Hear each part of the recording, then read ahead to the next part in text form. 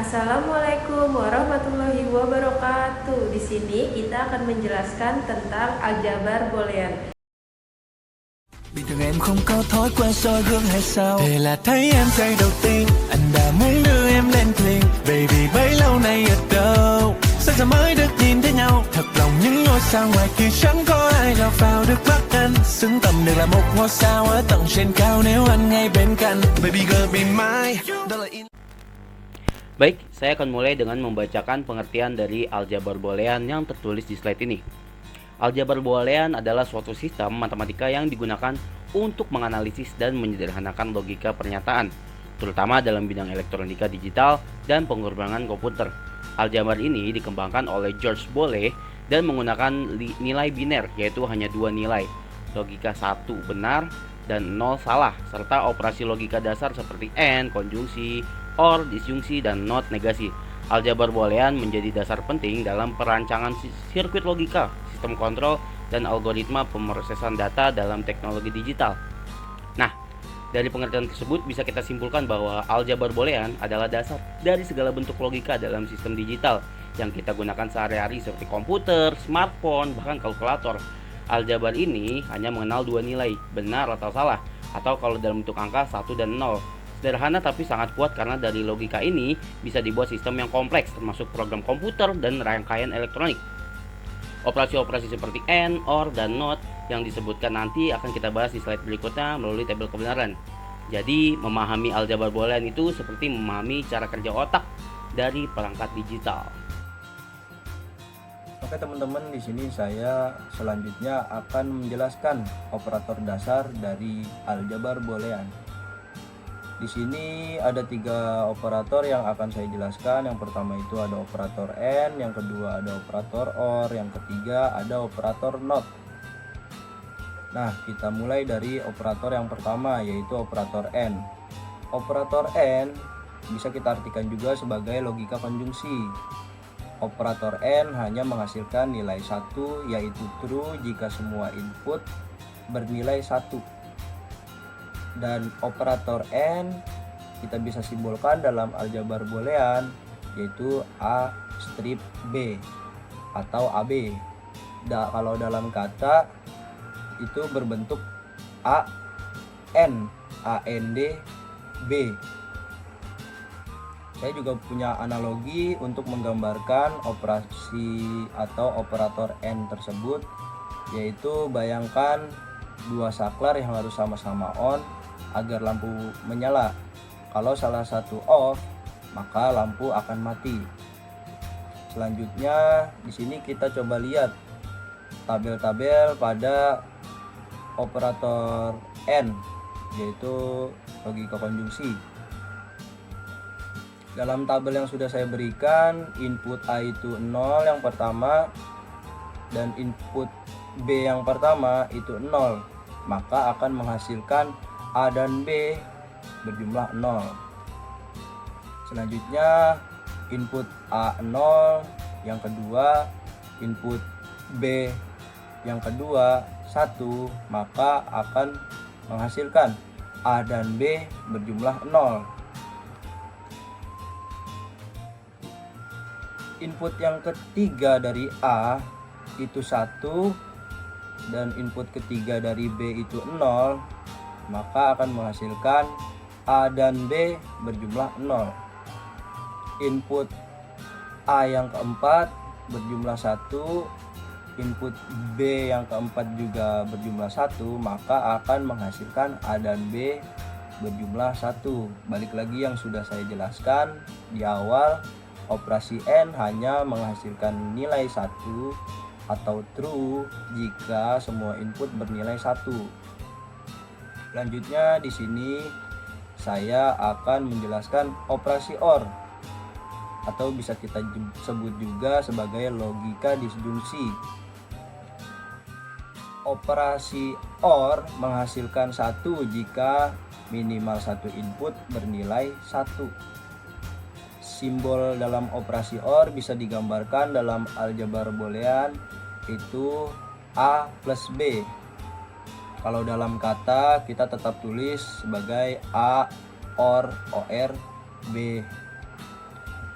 saya juga punya analogi untuk menggambarkan operasi OR atau logika disjungsi.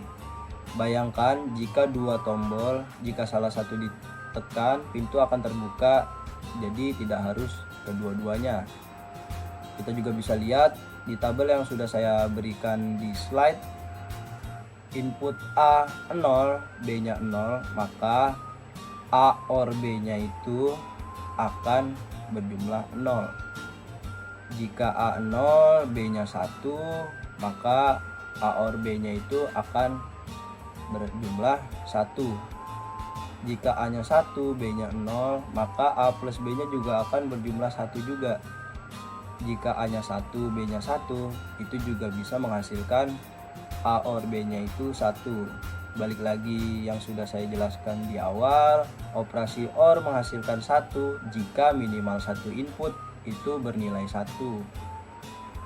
Selanjutnya di sini yang terakhir ada operasi NOT atau operator NOT. Bisa disebut juga sebagai inversi atau komplement. Operasi NOT akan membalikkan nilai boolean. Jika input 1, maka outputnya berubah jadi 0. Jika inputnya 0, maka outputnya akan berjumlah 1. Nah, operator NOT ini juga bisa digambarkan dengan simbol A dengan tanda kutip atau A dengan garis di atasnya. Saya juga punya analogi untuk menggambarkan operator atau operasi NOT ini, seperti saklar toggle. Jika mati menjadi nyala, jika nyala menjadi mati. Kita juga bisa lihat di tabel yang sudah saya masukkan ke dalam slide.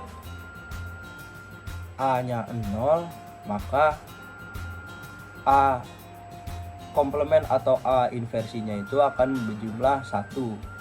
Jika A-nya inputnya 1, maka A komplementnya akan menghasilkan 0. Balik lagi, saya sudah jelaskan di awal, operasi NOT membalikkan nilai boolean. Jika input 1 maka 0, jika input 0 maka outputnya 1. Selanjutnya ada gerbang logika. Yang pertama ada gerbang NAT. Gerbang NAT ini adalah gabungan dari gerbang AND dan gerbang NOT. Karena itu output yang dihasilkan dari gerbang NAT ini kebalikan dari gerbang AND. Contohnya misalnya inputnya 0 sama 0, hasil outputnya itu 1. Inputnya 1 sama 0, hasil outputnya itu 1. Selanjutnya ada input 0 sama 1, hasil outputnya tetap 1. Kalau misalnya 1 sama 1 itu hasil outputnya baru 0. Berikutnya ada gerbang NOR. Gerbang NOR adalah gabungan dari gerbang OR dan gerbang NOT, sehingga output yang dihasilkan dari gerbang NOR ini adalah kebalikan dari gerbang OR. Yang pertama itu contohnya ada inputnya 0 sama 0, outputnya itu hasilnya 1. Kalau misalnya inputnya 1 sama 0, hasil outputnya 0. Kalau misalnya inputnya 0 sama 1, hasil outputnya juga 0. Kalau inputnya 1 sama 1, hasil outputnya itu 0. Berikutnya ada gerbang SOR. Ini memerlukan 2 input untuk menghasilkan 1 output. Jika input berbeda, maka output yang dihasilkan adalah bilangan biner 1. Sedangkan jika inputnya sama, maka yang dihasilkan output dengan bilangan biner 0. Contohnya itu inputnya 0 sama 0, outputnya 0. Yang kedua inputnya 1 sama 0, hasil outputnya itu 1. Berikutnya ada 0 sama 1, outputnya 1. Selanjutnya ada input 1 sama 1, hasilnya outputnya 0. Berikutnya ada gerbang XNOR, SNOR. Ini memerlukan 2 input untuk menghasilkan satu output. Jika inputnya berbeda, maka output yang dihasilkan adalah bilangan biner 0. Sedangkan jika input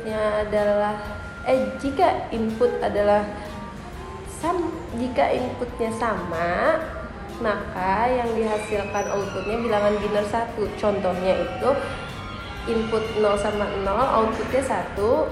Input 1 sama 0, outputnya 0. Input 0 sama 1, outputnya 0. Yang terakhir input 1 dan 1 hasilnya outputnya 1. Oke teman-teman, di sini kembali lagi bersama saya.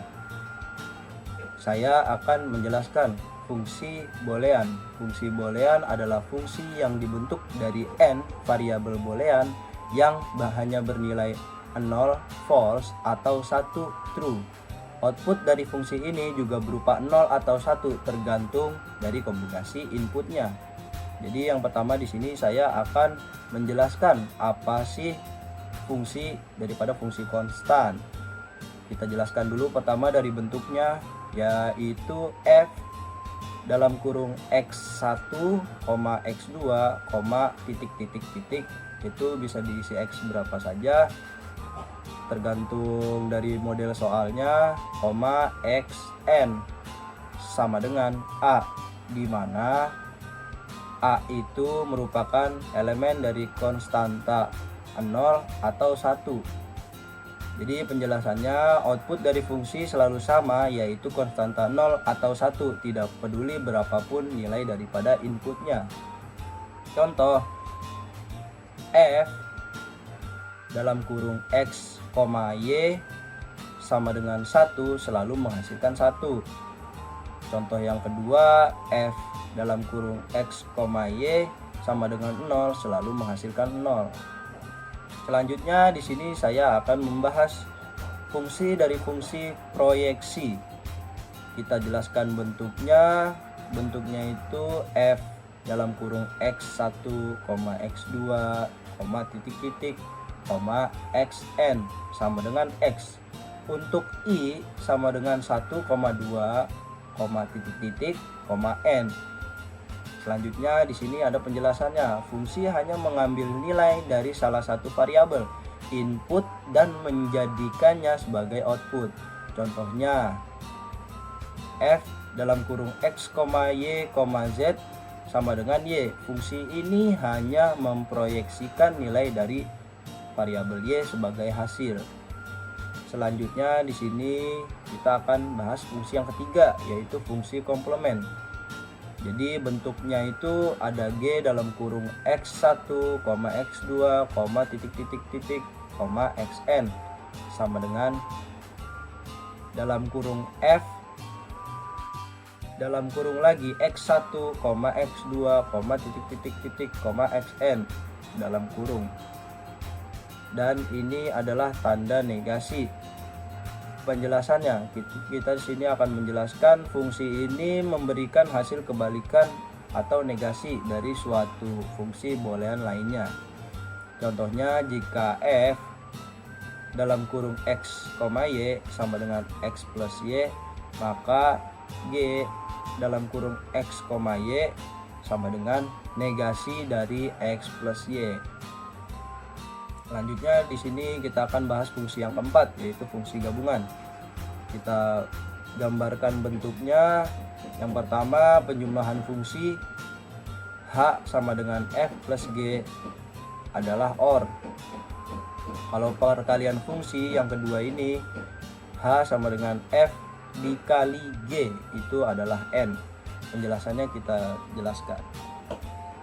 Dua fungsi boolean dapat digabungkan dengan operasi logika seperti OR atau AND membentuk fungsi gabungan.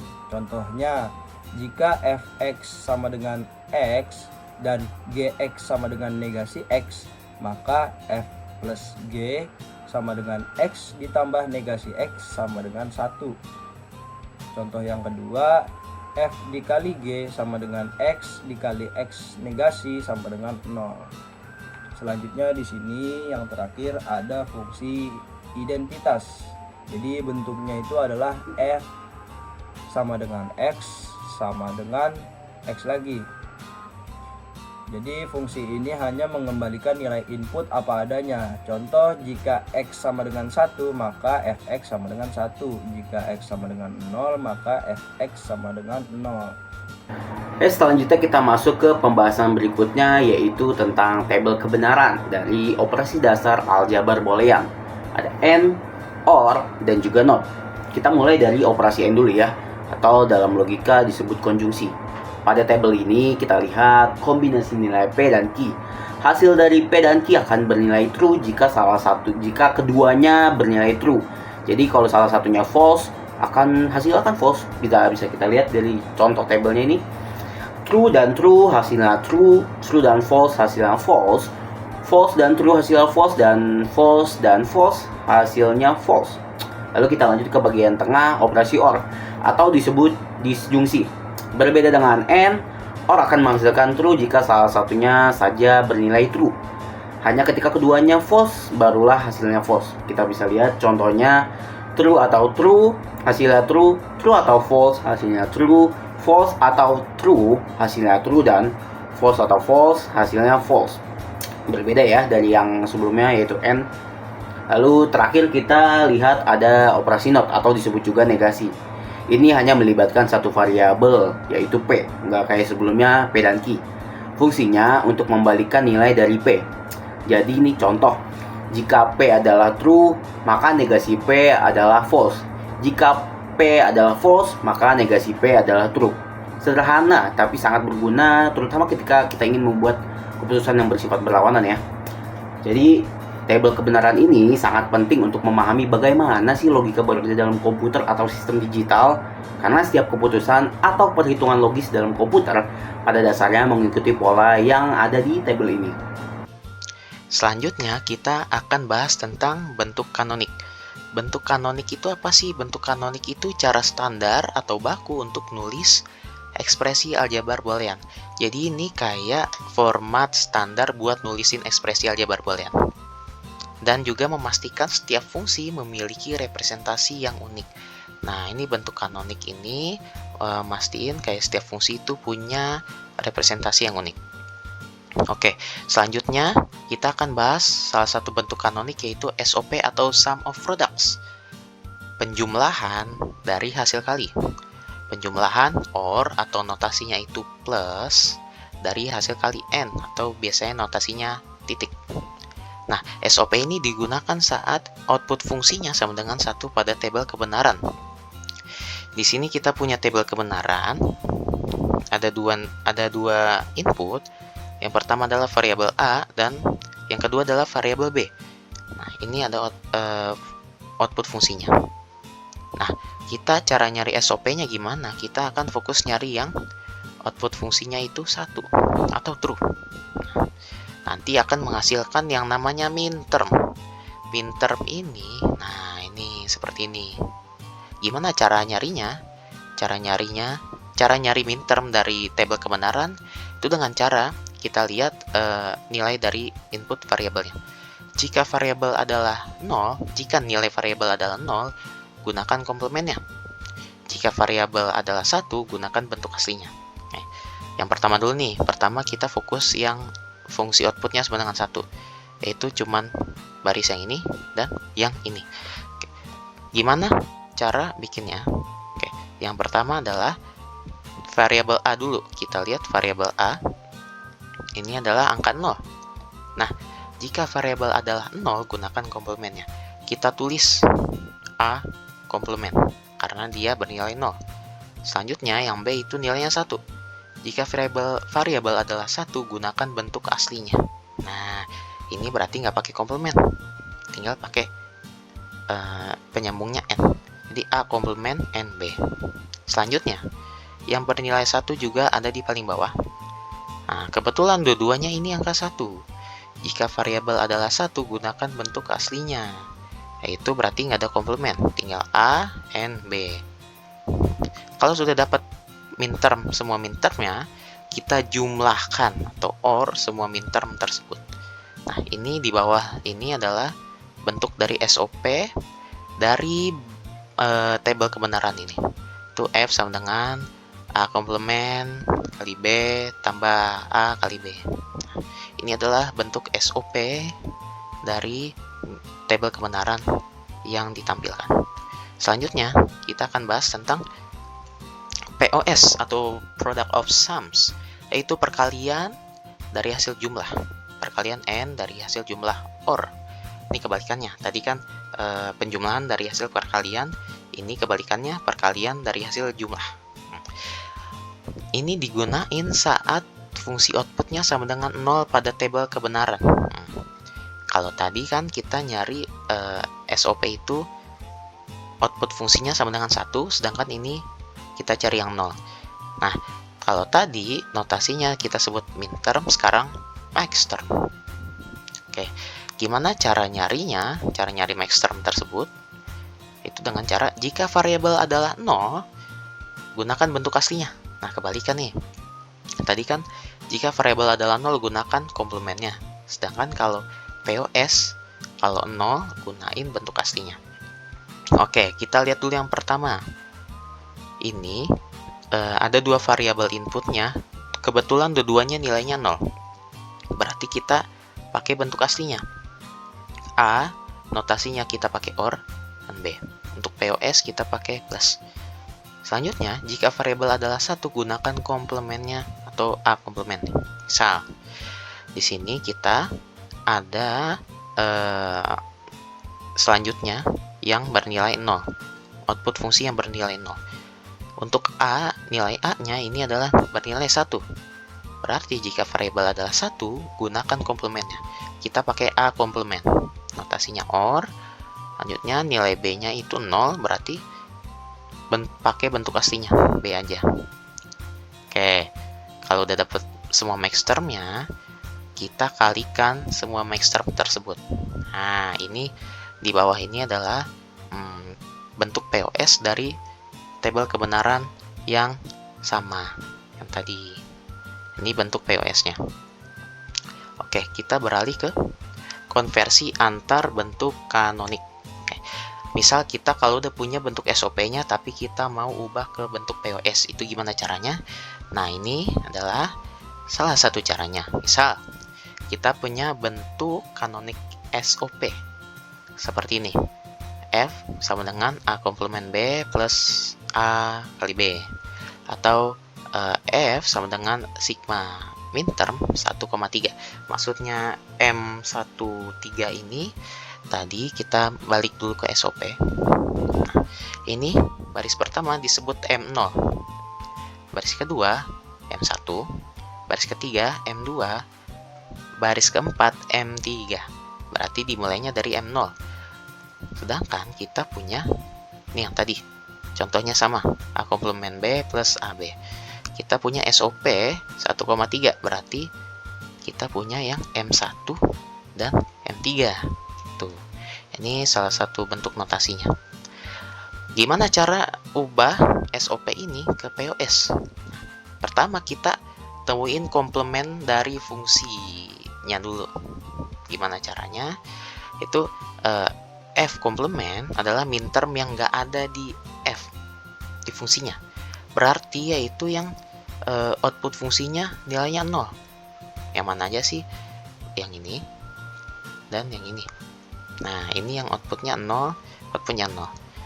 Kita tinggal konversi menggunakan rumus yang ini. Nah, yang dari SOP ini.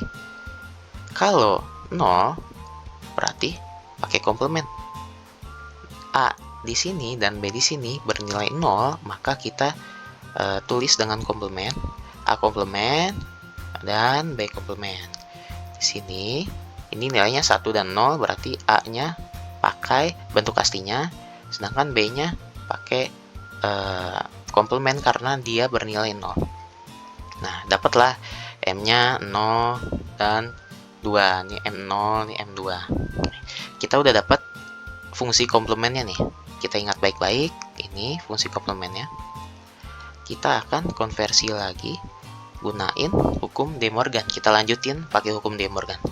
Oke, kita tahu kalau fungsi sama dengan fungsi komplement-komplement. Maksudnya kayak sebuah fungsi kalau dikomplement lalu dikomplement lagi itu sama dengan fungsi awalnya. Jadi ini notasinya F sama dengan F komplement-komplement. Jadi sama aja. Nah, karena kita udah punya F komplementnya, ininya yang di dalam sini. Nah, ini kita udah punya. Kita tinggal masukkan ke dalamnya.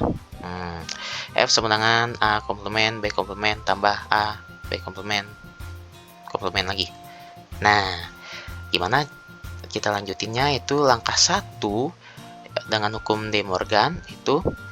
Jadi kalau X plus Y komplement itu sama aja kayak X komplement and Y komplement. Oke, kita bayangin yang ini 2 ini itu X, ini 2 ini itu Y. Sama kan bentuknya, A komplement B komplement itu kita jadiin X plus A B komplement Y, di luarnya ada komplement juga. Nah, kita ubah ke dalam bentuk seperti ini. Itu jadi X komplement and Y komplement. Hasilnya adalah seperti ini. Nah, ini baru langkah pertamanya. Ini sudah dikonvert dari yang seperti ini menjadi notasi seperti ini. Selanjutnya kita ubah lagi dengan hukum De Morgan juga, itu yang kalau X and Y komplement itu sama aja kayak X komplement or Y komplement. Nah, ini kalau di convert seperti ini. Nah, ini panjang nih. Nah, seperti yang kita tahu nih kayak gini, kalau sebuah fungsi dikomplementkan lalu dikomplement lagi, sama aja kayak fungsi sebelumnya. Jadi kita tinggal tulis A saja gitu. Jadi A komplement itu sama dengan A, B komplement B. Ini A komplement 1 doang, berarti tinggal tulis lagi. Selanjutnya B komplement 2 kali nih. Kita tulis bentuk aslinya. Nah, ini adalah bentuk POS-nya. Udah jadi nih. Dari yang SOP kita ubah ke POS. Itu caranya dengan hukum De Morgan. Oke. Penerapan aljabar boolean dalam kehidupan sehari-hari. Yang pertama ada rangkaian logika di perangkat elektronik. Aljabar boolean menjadi fondasi utama dalam pembuatan rangkaian digital pada perangkat seperti komputer, ponsel, kalkulator, hingga jam tangan digital. Setiap operasi logika dasar seperti AND, OR, dan NOT diubah menjadi gerbang logika nyata yang dirakit dalam chip elektronik sehingga memungkinkan perangkat bekerja sesuai instruksi. Yang kedua itu sistem kendali otomatis. Contohnya pada lampu lalu lintas, aljabar boolean dimanfaatkan untuk menetapkan kondisi kapan lampu merah, lampu hijau, dan lampu kuning menyala dengan mempertimbangkan input dari sensor kendaraan atau timer sehingga lalu lintas dapat dikendalikan secara otomatis dan teratur. Yang ketiga ada sistem alarm keamanan. Pada sistem alarm keamanan rumah, logika boolean dipakai untuk mendeteksi situasi seperti pintu atau jendela yang terbuka. Ketika kondisi tertentu terpenuhi, maka salah satu sensor aktif. Sistem secara otomatis mengaktifkan alarm sebagai tanda peringatan. Yang terakhir ada pengendalian elevator atau lift. Aljabar berbasis logika boolean digunakan untuk membaca input dari tombol lantai dan sensor pintu. Berdasarkan kombinasi input ini, sistem lift memutuskan apakah harus naik, turun, atau berhenti, atau membuka pintu secara aman dan efisien. Sekian dari kelompok saya, kurang lebihnya mohon maaf. Wassalamualaikum warahmatullahi wabarakatuh.